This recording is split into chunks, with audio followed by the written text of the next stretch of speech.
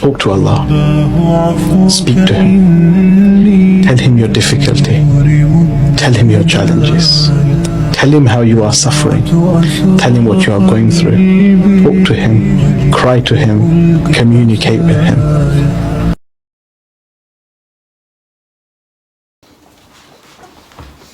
Welcome to another YouTube video.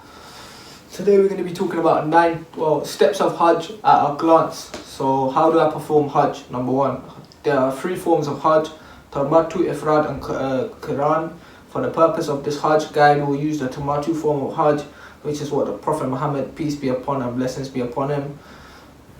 Number 1 is preparation and intention. So before you arrive at Makkah to begin Hajj, it's important to make your intention niyah, or your heart. The intention must be to perform the Hajj for the sake of Allah alone, with the desire for good in the hereafter. It should not be alone with the intention of being seen by others or for worldly gain in the dunya. So entering the state of the Ihram. Next, you'll enter into the state of the Ihram, ritual purity.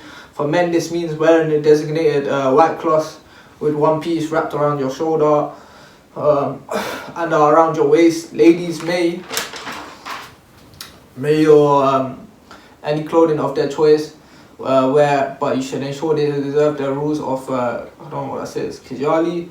Face coverings, however, are not permitted. Fully covering shoes are also not permitted in Makkah or Hajj. Footwear must be in the form of sandals for both women and men, which is true because I was in sandals when I went to Umrah on my Ihram and that.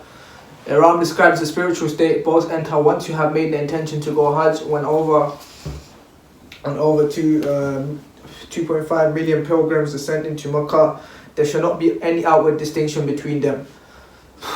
Everyone stands equal before Allah.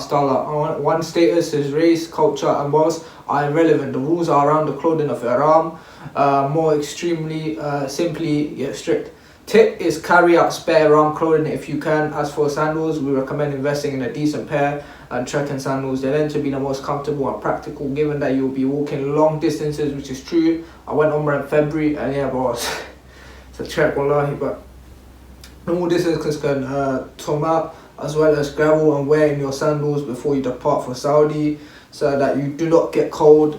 Number 3 is Tawaf. Tawaf is one of the principal rites of the pilgrimage and refers to walking in circles around the Kaaba, anti-clockwise nation.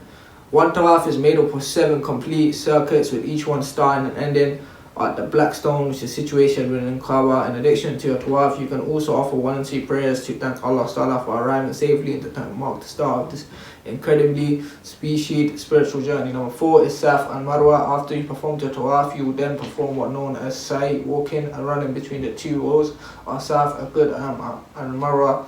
You will begin the Sa'in, the hill and Safa, and walk towards the hill of Marwa. You will eventually see the green marker, at which point you will run until the next green marker and continue walking, which you reach Marwa. This completes 1 cat.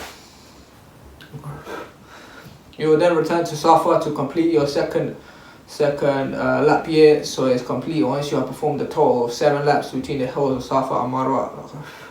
This is an important ritual in memory of Prophet Ibrahim, while wife Hajjah and a struggle in the descent in search of water for her son, Prophet Ishmael. Simulates the ongoing struggle that we encourage throughout your lives. Hajjah experienced herself, so in the name of her. Thank you for watching.